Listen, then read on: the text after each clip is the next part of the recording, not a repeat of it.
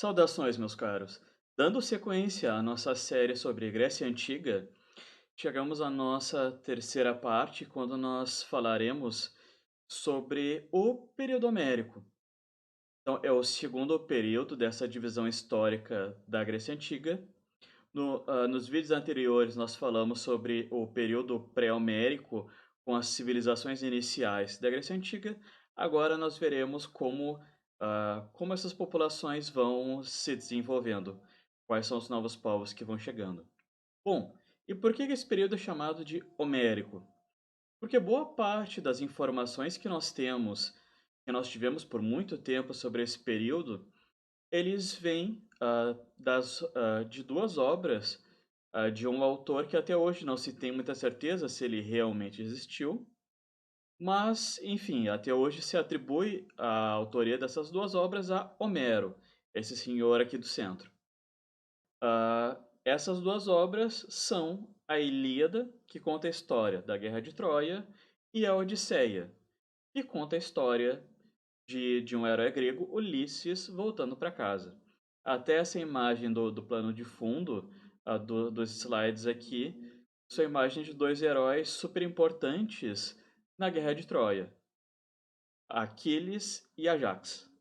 Bom, eu não vou entrar muito em nenhuma dessas 2 obras, porque eu farei um vídeo na sequência explicando um pouco melhor, algumas coisas sobre elas.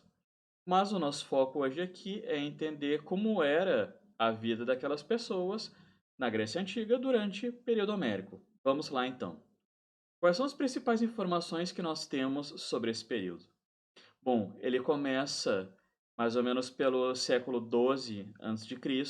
e vai até o século 8 a.C. Esse é o momento de uma grande transformação na Grécia Antiga. Nós vimos nos vídeos anteriores a existência de 2 civilizações que mais ou menos se misturaram. A civilização minoica, que tem origem em Creta, e a civilização micênica, que veio em seguida e se expande e acaba envolvendo a civilização minoica. Essa civilização micênica baseada na cidade de Micenas. Fica na Grécia, no limite entre a Grécia, peninsular, na península do Peloponeso, e a Grécia continental. O que acontece então no século 12 a.C.? Surge um outro grupo chamado de Dórico, que vivia mais ou menos aqui nessa região da Macedônia, vai acaba se expandindo ao sul, chega nessa região que era a da civilização micênica e acaba dominando, a partir da guerra, esse território. Então, a civilização micênica tinha uma grande, integração comercial entre essas várias cidades que viviam por aqui, e mesmo com o Egito, com outros povos mais ao sul, no mar Mediterrâneo. Então, quando os dórios chegam e invadem violentamente esse espaço, o que que acontece? Nós temos um recuo, dessa população. Várias pessoas acabam se refugiando, acabam saindo desses centros urbanos que estavam se formando na costa e acabam indo um pouco mais para o interior. Acabam formando vários pequenos núcleos povoados no interior, do território grego, principalmente da Grécia continental, como aparece aqui nesse mapa, que representa o que nós chamamos de primeira diáspora grega. Primeiro momento dessa história da Grécia Antiga que a gente vai ter, que essa população grega vai se espalhar para novos territórios. Então, essa, essa civilização micênica sai dessas ilhas iniciais, dessa parte mais continental da Grécia, da grande ilha de Creta, e ou elas vêm mais para o interior aqui, onde tribos de um povo chamado de Eólio vivia mais ou menos por aqui, ou eles vão para a costa da Ásia Menor, aqui. Então o que que acontece? Esses povos que acabam se espalhando para povoados menores formam o que nós conhecemos como genos. E o que que é isso? São comunidades formadas por grandes famílias. Aqui entra uma definição importante. O conceito de família na Grécia Antiga é diferente. Nesse contexto aqui, nós não estamos falando só de pai, mãe, filhos, enfim, mas são muitas vezes várias gerações e agregados da família, servos, escravos de uma mesma família, que formam esses povoados, esses guenos. Então, esses grupos vão buscar terras férteis para o interior e vão formar esses pequenos povoados. O que acontece ao longo de décadas e séculos? Esses povoados, evidentemente, começam a crescer com o tempo. Eram pequenos povoados de famílias, só que as famílias começam a crescer, novos agregados surgem para trabalhar naquelas terras, para servirem muitas vezes como servos daquelas famílias, se submetem à servidão para ter terras para plantar, para ter como sobreviver. Então, as populações desses guenos vão crescendo. Muitas vezes vão formando o que nós poderíamos chamar de pequenas cidades-reino. Por que que é difícil a gente não caracteriza ainda esse momento como polis, como as clássicas polis que nós veremos posteriormente? Porque essa organização, principalmente a organização política desses genos, é diferente.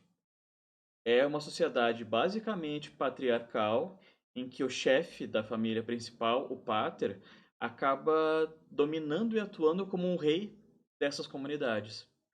Então, nesse contexto político, social da Grécia Antiga, nesse momento, nós temos a formação de vários pequenos reinos, do tamanho de cidades, espalhadas por esse território. O que acontece? Vai passando mais tempo, a população dessas comunidades vai crescendo ainda mais, e nós chegamos no que é conhecido como a segunda grande diáspora, da Grécia Antiga. O que vai acontecer então? O que faz com que essa população, do período homérico acabe se espalhando de novo, acabe buscando novos espaços para povoar? Bom, essas comunidades crescem ainda mais. Mas, o espaço de terras férteis, de terras propícias para plantação na Grécia Antiga é limitado. Como como nós vimos no primeiro vídeo sobre a Grécia Antiga, é um terreno, é um relevo muito montanhoso. Então não é todo o espaço que serve para a plantação. Então quem controlava essas melhores terras, essas terras para a plantação? As famílias iniciais, as famílias tradicionais, a aristocracia, a elite familiar que chegou primeiro, que digamos assim, fundou esses primeiros espaços. Então, esses grupos, essas famílias que vão chegando e ah, se aglomerando nesses povoados acabam não tendo espaço para plantar, não há condições de sustento para todos e esses grupos então acabam se espalhando, buscando novos espaços para a plantação, para o cultivo, para fundar colônias. Podemos ver nesse mapa aqui, esse mapa que eu trouxe no primeiro vídeo para mostrar a expansão da Grécia Antiga, acho que agora ele fica mais claro para vocês. Aqui em azul, esses pontos em azul aqui, nessa parte inicial da Grécia Antiga, nós temos o que seria mais ou menos assim as metrópoles, no sentido que são as cidades iniciais, os grandes focos urbanos durante esse período homérico, e da onde vão sair os gregos para fundar essas novas cidades. Então, o que vai acontecer? O que é tão interessante desse momento? Ah, a partir do momento que nós teremos a chegada dos gregos nesses outros espaços, eles vão interagir com esses povos que já estavam ali. Por exemplo, quando os gregos chegam aqui na Europa, eles acabam encontrando povos celtas, por exemplo, povos que já habitavam esse espaço e acabam interagindo com eles. Então, ao longo do mar Mediterrâneo, nós temos diferentes cidades gregas que têm as suas diferenças que vêm da interação com outros povos. Os gregos, eles comercializam com outros povos, incorporam, por exemplo, questões artísticas, musicais, desses grupos que já habitavam esses espaços que os gregos colonizam. Para fechar, então, é importante a gente destacar algumas características da sociedade, desses povoamentos, desses grupos gregos que vão existir durante o período homérico. Bom, como eu já falei para vocês, boa parte das informações que nós temos sobre esse período vem da Ilíada, que conta a história da Guerra de Troia, e da Odisseia. Essa imagem aqui da direita, ela já é um spoiler para a gente de uma cena importante da Odisseia, quando o Odisseu está viajando pelo mar Mediterrâneo tentando voltar para casa. O que que nós podemos encontrar de informações sobre esses povos até dentro dessas duas obras? Bom, a economia, ou seja, a forma de sustento, a interação, a atividade econômica, desses povos era essencialmente agropastoril. A atividade comercial diminui bastante aqui, porque, enfim, são vários povos no interior, povos menores no interior. Então a base é a agricultura e o pastoreio.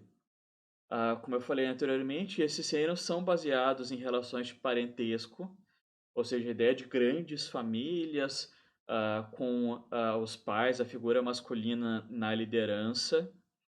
E quanto mais próximo desses líderes, desses reis, podemos dizer assim, mais influente era aquele grupo.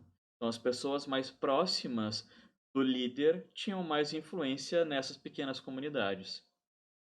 E nesse momento, então, nós temos uma consolidação de vários elementos culturais próprios da Grécia Antiga.